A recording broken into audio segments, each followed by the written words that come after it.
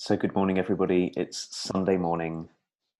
We are here. This is Lizzie and Justin from Third Space 4. I've counted this correctly this week. Week 75 of our unbroken practice of bringing you and inviting you into a conversation every Sunday morning, which we've been calling in various ways a deep dive into big questions of human living.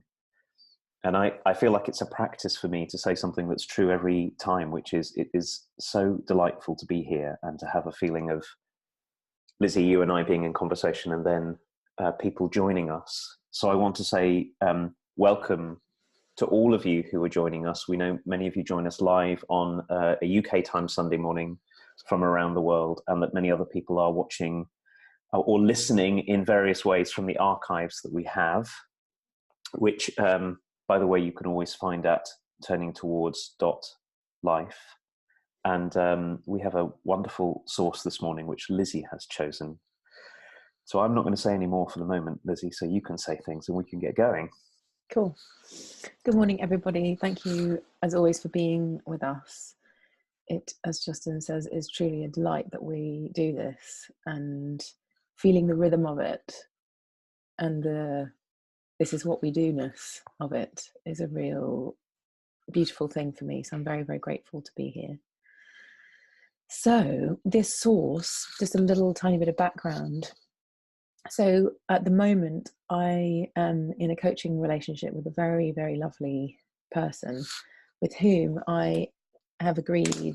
we've agreed to study this wonderful book, The Wild Edge of Sorrow by Francis Weller, which I think we've mentioned maybe before, because I think, Justin, you selected a source from it before.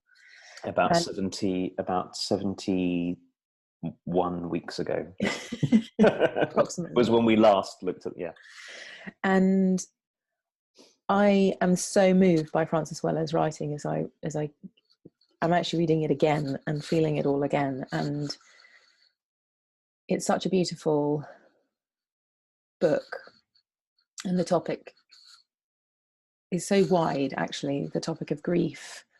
And it's not just about the typical notion of grief, but it's all kinds of ways that we have to let go of things in our lives. And in that inquiry, I visited Francis's website and thought, I wonder what poems he has, and there's poems throughout it and everything. And I found this section of his writing, and funnily enough, this huge big piece about self-compassion came up. And this is something that I have been an advocate for so long, and I haven't really found great amounts of writing on it that have spoken to me in this particular way. And some of the language I normally use is self-appreciation, and it feels like the seeing of ourselves is such a big part of our development as human beings, which we rarely get taught, because often we don't want to be seen, and or the people who taught us how to be in the world didn't want us to be seen as arrogant or self-congratulatory or something. And so we've, as a culture, I think, steered away from this thing. And yet I do think it's such a big thing to turn our kindness upon ourselves and to turn our compassion upon ourselves, and to remember that compassion doesn't only include other people, but also includes this one as well. So I'm really excited to discuss this and talk about this with you, Justin, and also just to say hello to this wonderful client who knows who she is, and say thank you for the conversation that we're in, because it's guiding us in such a beautiful way. So I am going to begin, and then Justin, you'll read whatever you think, because it's quite long. So yeah. I'm gonna... Lizzie, before you do, as often when you're wearing a glorious scarf like your wonderful purple scarf today, your microphone is just rubbing a little bit against it as you're moving and talking, so it's scratchy. I'm going to hold it out like this. Okay. Okay, so here we go, folks. So this is just to begin with. Francis Weller begins with a quote by Buddha. You can search throughout the universe for someone who is more deserving of your love and affection than you are yourself. And that person is not to be found anywhere. You yourself, as much as anybody in the entire universe, deserve your love and affection. So Francis begins. At the heart of every spiritual tradition, we find the teaching of compassion. Through the gate of compassion, we are invited to enter the wider conversation with all life. Compassion binds us with all things through the shared encounter with suffering. Compassion, from the Latin combati, to suffer with. It's through our experience with loss, sorrow, and pain that we deepen our connection with one another and enter the commons of the soul. But how are we with self-compassion? Too often our caring is reserved for those outside of ourselves, as though we haven't earned the right for kindness. We struggle with judgments and resist offering gestures of mercy to ourselves. Yet every one of us knows loss and defeat, loneliness and failure. We hurt and harm others. We are hurt and harmed by others. We close our hearts to the world and often choose self-protection as the way of life. Bringing compassion to our suffering is an act of generosity. It helps us remember that we too are part of this breathing, pulsing world and worthy of compassion. We are reminded that by the mere fact of our being here, we qualify for the soothing waters of compassion. We can then come out of our sheltered world of self-scrutiny and make our way back into the fuller embrace of our belonging. So often our efforts at change in our lives mask subtle and not so subtle acts of self-hatred. We attack portions of our life with a vengeance, fully believing that our weakness or inadequacy, our neediness or our failures are the reasons for our suffering. And if only we could be free of them, then we would enter into a state of perfection. All would be well. Our obsession with perfection is itself a strategy that we cling to overcome our feelings of being outside the wall of welcome. Giving up our muscular agendas of self-improvement is an act of kindness. It says that by befriending our life, we deepen our capacity to welcome what is, what comes, whoever arrives at the interior door of our soul's house. We don't often get to decide who or what shows up at the guest house, as Rumi says, but we can cultivate an atmosphere of curiosity and receptivity. Self-compassion gradually becomes one of the basic elements of maturation. We slowly relinquish the harsh programs of ridding ourselves of our outcast brothers and sisters for the sake of fitting in. We simply set another place at the table. The foundations of self-compassion arise from the fertile ground of belonging. Belonging confers a feeling of worth and value, which in turn filters into our whole being as a blessing. This gently translates into a relationship with oneself that is respectful and caring. Herein lies our problem. For many of us, the experience of belonging has been fractured and frustrated. We often feel as though we are living outside the warmth of a recognizable welcome. In this state of exile and loneliness, we feel unworthy of compassion or kindness. It's very challenging to cultivate a feeling of compassion for oneself in an atmosphere of self-judgment and hatred. Self-compassion is a fierce and challenging practice. Every day we are asked to sit with pieces of our interior world that lie outside of what we find acceptable and welcome. We must explore our learned responses to our places of suffering and actively engage these pieces of soul life. We've often treated these parts of ourselves with indifference, if not outright contempt. Self-compassion is not an event, but an ongoing daily practice. It is the root practice of our inner life and also our relational lives. I remember giving many talks on shame and sharing how we want to be in loving relationships while simultaneously hating ourselves. Our ability to receive love is proportional to our capacity to welcome all of who we are. Self-compassion is a skill that needs to be exercised and developed regularly in order for us to remain open and available to life. It is the gift of a generous heart. How wonderful is that? I'll just read a couple of parts. Giving up our muscular agendas of self-improvement is an act of kindness. It says that by befriending our life, we deepen our capacity to welcome what is, what comes, whatever arrives at the interior door of our soul's house. We don't often get to decide who or what shows up at the guest house, as Rumi says, but we can cultivate an atmosphere of curiosity and receptivity. Self-compassion gradually becomes one of the basic elements of maturation. We slowly relinquish the harsh program of ridding ourselves of our outcast brothers and sisters for the sake of fitting in. We simply set another place at the table.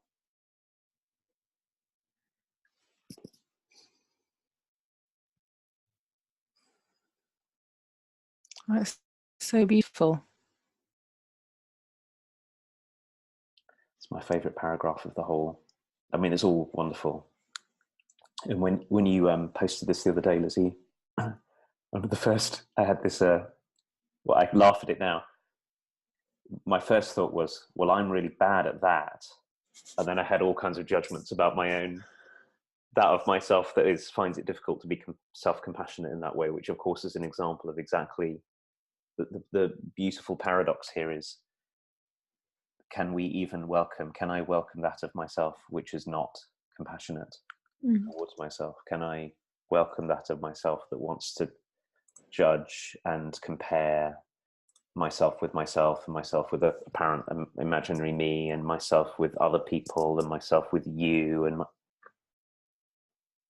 so it's and that for me is the one when I spot it, which I do now and again, is both the most liberating and also the most difficult, because it's so shadowy and shape-shifting, that of myself that keeps on throwing me into comparison and judgment. But that's why I found this, where is it?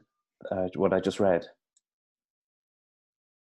Simply setting another place at the table is such an extraordinary and beautiful metaphor. I'm sitting, nobody can probably see, but I'm sitting at our dining table right now with a bunch of empty chairs, and just imagining what it is for all of the parts of myself that I want to rid myself of, and all the parts that I judge, and including, and I think this feels really important to me because it's the way that it most often shows up for me, is including the sense of lack or of absence.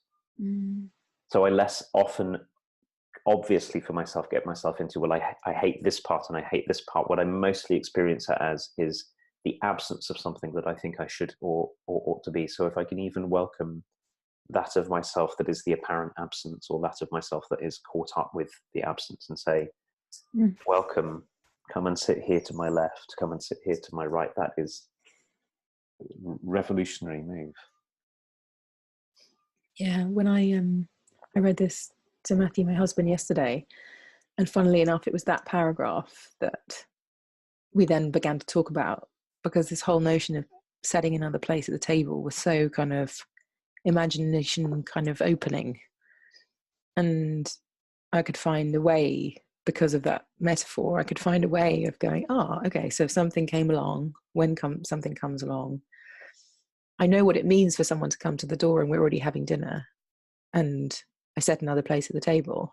It's like it's in I can imagine that. So I love that he used that language. And I feel like this orientation that he then reaches at the end is so much to do with this too, which is when we want to be in relationship with other people, we want to be loving, and we're giving ourselves a horribly hard time, it affects, and so the way we're treating ourselves, the way we speak to ourselves, becomes the way we speak to other people.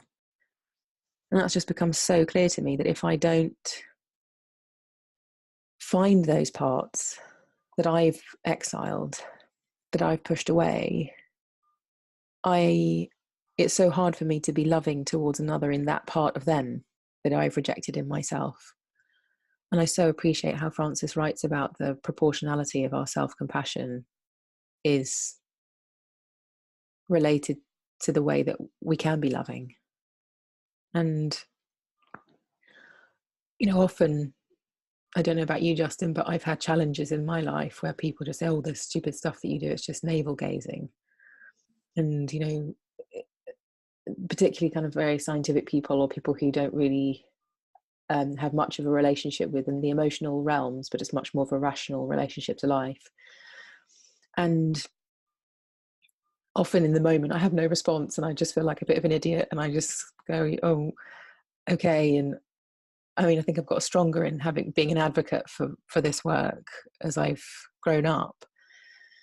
But there's always been the part of me that has to reflect on that, because I get kind of triggered and I think, what are people talking about? How can people not think this is beautiful and important and integral to being a human being, to study one's humanity?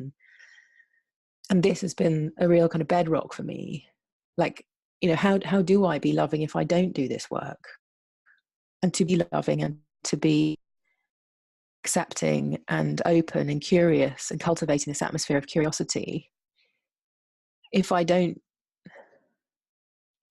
see what I'm doing to myself, it's impossible for me to see what my place in relationship is, what my impact is on other people.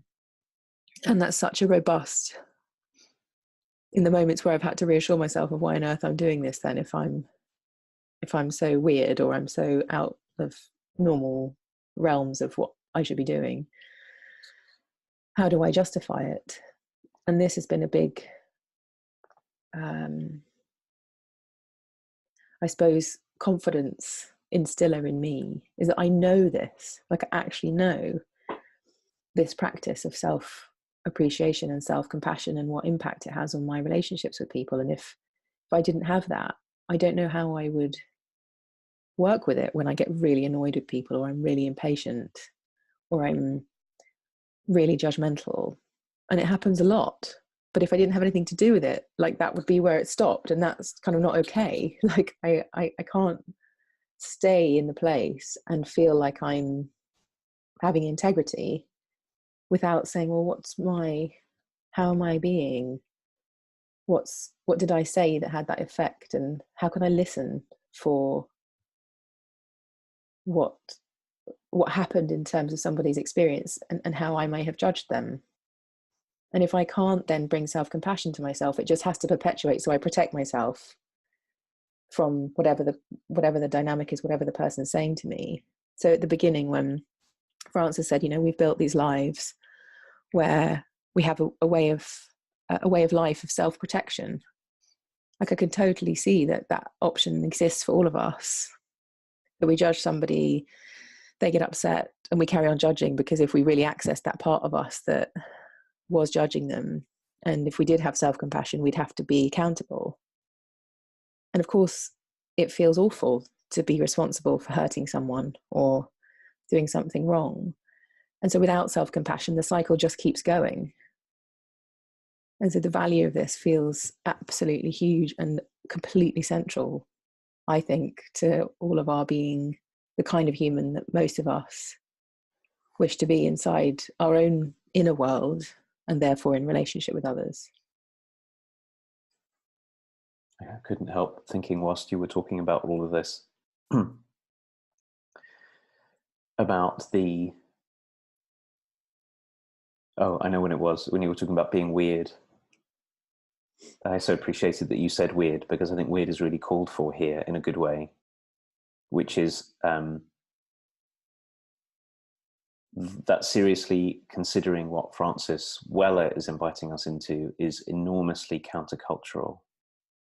And one of the reasons why it's enormously countercultural is, at least in these parts, Lizzie, where you and I grew up, the myth, the commitment to us being separate individuals, separate from one another, like a separate self, and my job is to get by in the world and get what I want, is the primary story, and we're much more interested in the outer than the inner. We have been anyway in our culture.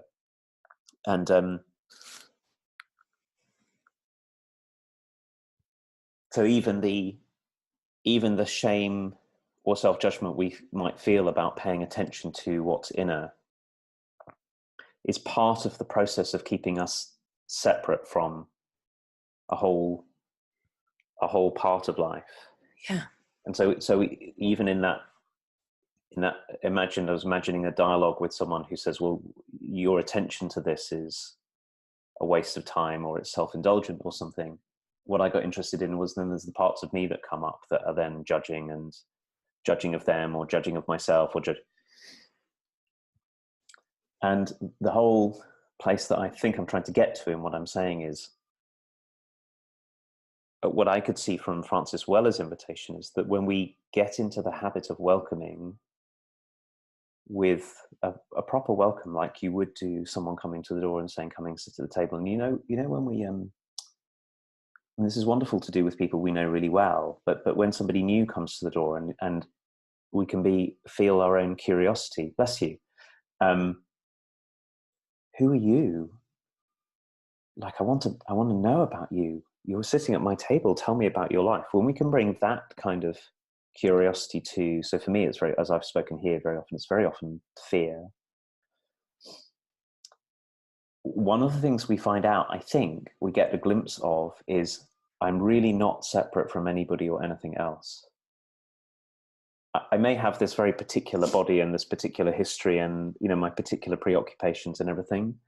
But when I really look, I get that I'm afraid because you're afraid, because everybody's afraid. And I judge because you judge, because everybody judges. And I love because we all love, because it's the nature of things that all of this is present. It is deep expression of a way that things are. And so practicing when we can this kind of welcome, this kind of knowing all of us as belonging and then knowing us as belonging is, like you were saying before, so difficult to talk about this without it having to be a path for the sake of something else. Like, it's of deep value in and of itself that we simply get to take up our place. But it also means that if I can really welcome those moments when I can really welcome my own self-criticism, it means I no longer have to have you be somebody who is a particular way that you won't trigger my self-criticism. Then you can be, then you, Lizzie, can be as you are. I may have requests of you for, all kinds of things, but I don't fundamentally have to have you be a different person because I'm so caught up in the act of carving off parts of myself. And now I need you to fit in with only that which I can tolerate in myself. So we free ourselves to be here, and we free other people to be here as well. I think is partly why, one of the many, many reasons why this matters. Yeah, it's such a kind of, I find myself in this kind of fuzzy place in my mind when we get to this point about self and other, and the bits that I can't accept in myself are the bits that I can't have you exhibiting, otherwise I can't tolerate you, because it's such a weird thing to get our heads around, that we're not separate, it really, really. And it's also a really big thing to do, to let go of these big requirements that we have of how we should be and how other people should be. And of course, difference and diversity and everyone being who they are is like completely crucial to the world being beautiful. And yet so much of the time we go around with these standards of how everybody should be that basically line with our opinion of things, which is a really small way to be, if you know what I mean. Like, you have to be, like you have to be good, or you have to be kind. And I often see this with all the children in our family, like, what demands do we have on them socially to be a certain way? Otherwise we feel ashamed because they're associated with us. And how do we bring curiosity to that rather than just be in response to our shame? And it's a really big piece of work. It really, really, really touched me when you said it can even be a source of shame that we look inwards because the cultural norm is not to do that. And I have really felt that, like in that moment when I'm being challenged as to, what the hell are you doing reading all these books and meditating and going to live in an ashram and whatever. I feel like when I was transitioning into that world, I was also in a more ordinary world where I'd go to, a wedding or an event or something, and somebody would ask me what I did. And I used to question whether I should even say anything, because the conversation that would come would be so kind of aggressive sometimes, and it would bring up this shame in me of like, oh God, maybe I am doing the wrong thing, and maybe it is a waste of time, and all this kind of thing. So I have really felt that shame, and in response to that shame, we can do extraordinary things. I've noticed myself over time bending and buckling myself to not feel that in all kinds of ways, and it's such a big inquiry as to how to overcome that, how to not just be in response to our shame and act in line with what our shame tells us to do. And so even feeling that shame, even it doesn't seem to me like that's a normal thing to do, to be disclosive about that, to be honest about that stuff. And it's such a crippling, feels like a matter of survival feeling. Like, if I don't fit in, how am I going to live? Like, how am I going to survive? And it's kind of an embarrassment and for me, like I don't know, it makes me cringe. Like it's a cringeful feeling where I feel like I retreat and kind of turn into a little kind of raisin or something, and I feel like I want to just disappear. And to just be aware that wherever we are being countercultural, to expect that exists there, and to seek out support for our counterculturalism, to seek out relationship and community in order for that to have a place that it can be processed, rather than continuing the cycle of, oh, I stepped out slightly, now I'm back in line again, which I often have found like doesn't take long for someone to get me back in line. And then I seek out a conversation that's more helpful to me, and then I think, oh, okay, I can kind of stand outside of that line now.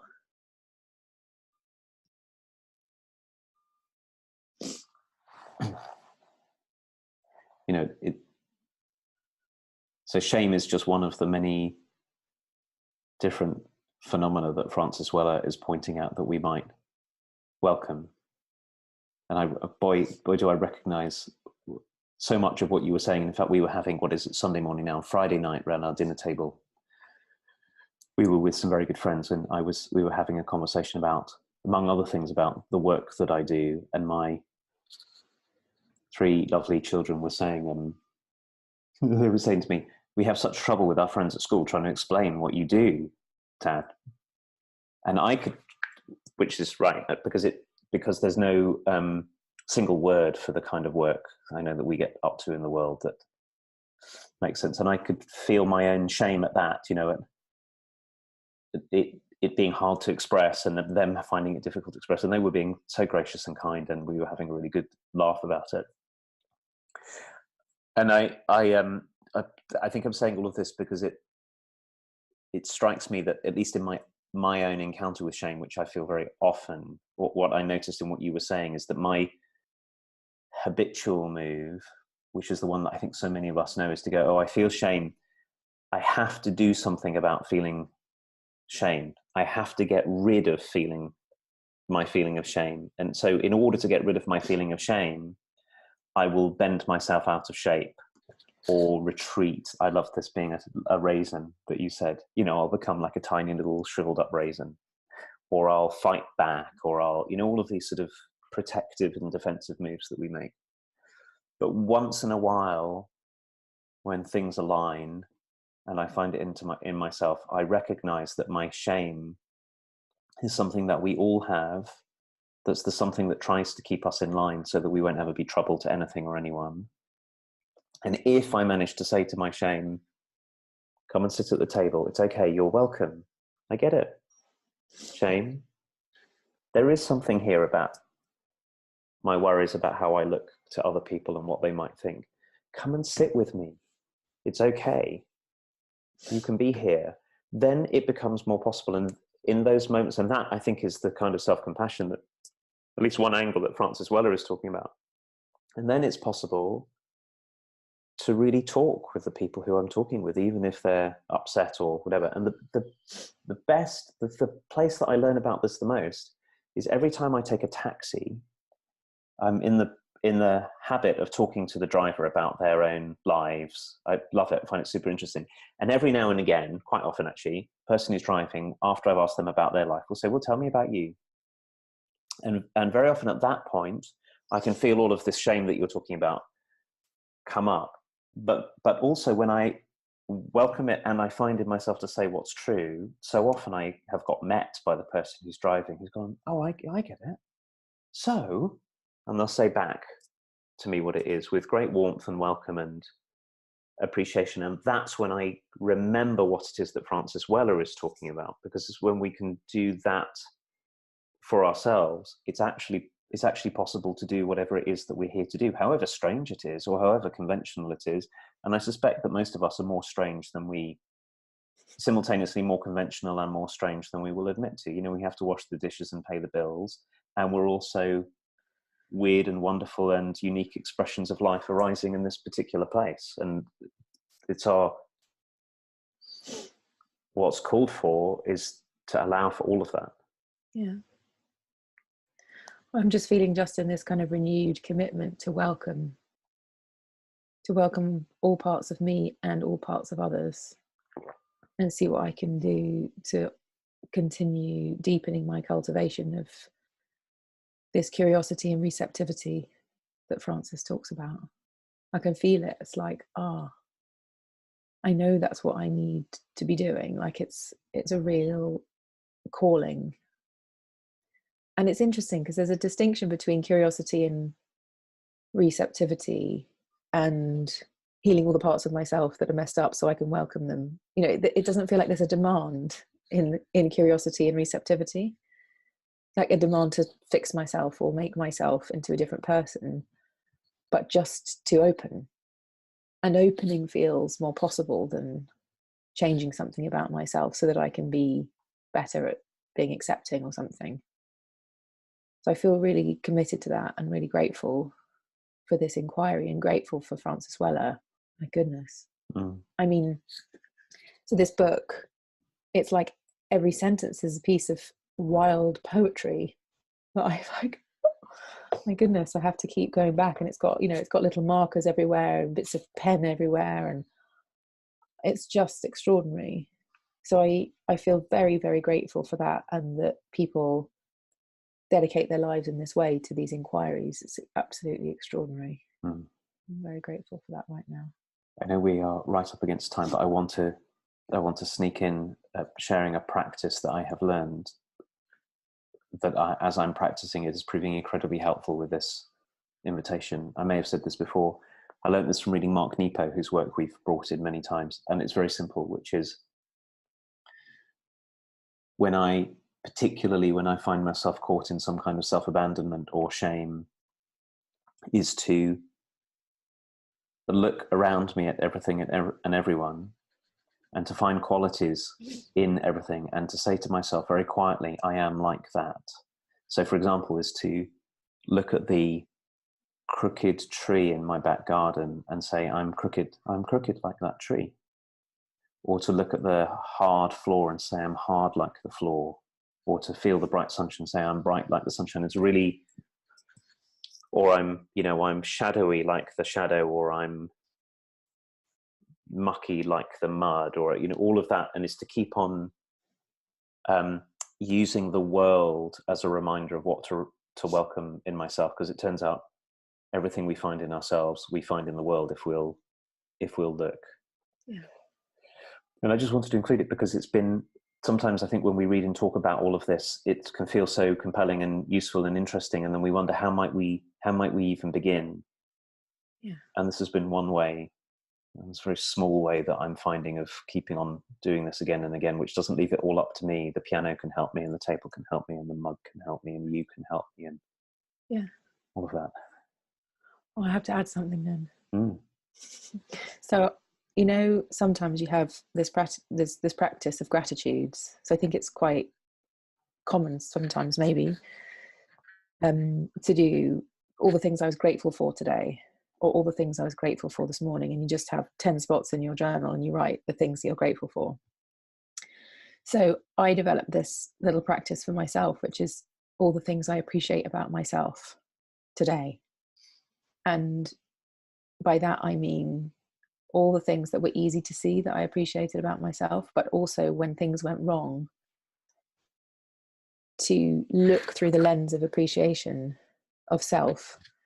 So, like when I had an argument with Matthew, there are all kinds of ways I could attack myself for what I said and what I did, but there will always be something in there that I can appreciate about myself. To practice what it is to see through the eyes of appreciation in this one. And even when, and especially when things go wrong, our goodness will be there if we took it, good intention, what we intended to happen, what we were deeply committed to, all of those things. And that has really helped me over the years to become including of more than just my self-attack. Yes.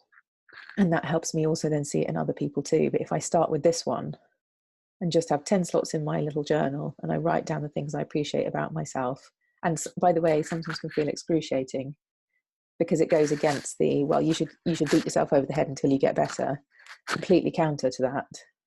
There's a complete shift rather than a continuing on with a narrative of self, that the self-hatred that Frances Weller's talking about. So that's my little practice that I do. Beautiful. So we are at our turn. We're beyond our time as usual. But thank you so much, everybody, for being here. Thank you, Justin, for this beautiful conversation. And we will be back next week. Can I just also say, me and my sister Holly, my Holly sister, Millie said, we are together tomorrow night in Hammersmith for our little gathering called Turning Towards Love. And it's 7 till 9 p.m. in Hammersmith. And we'll put the link beneath here. If anybody feels like joining us, we would love to have you.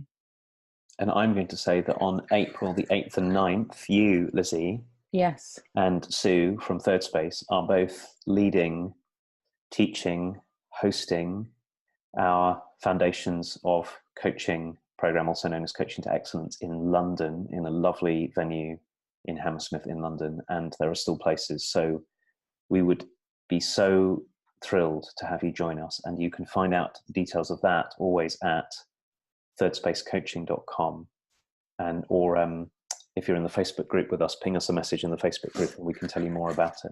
Absolutely. Thank you so much, everybody, and we'll see you next week at 9 a.m. here on Turning Towards Life.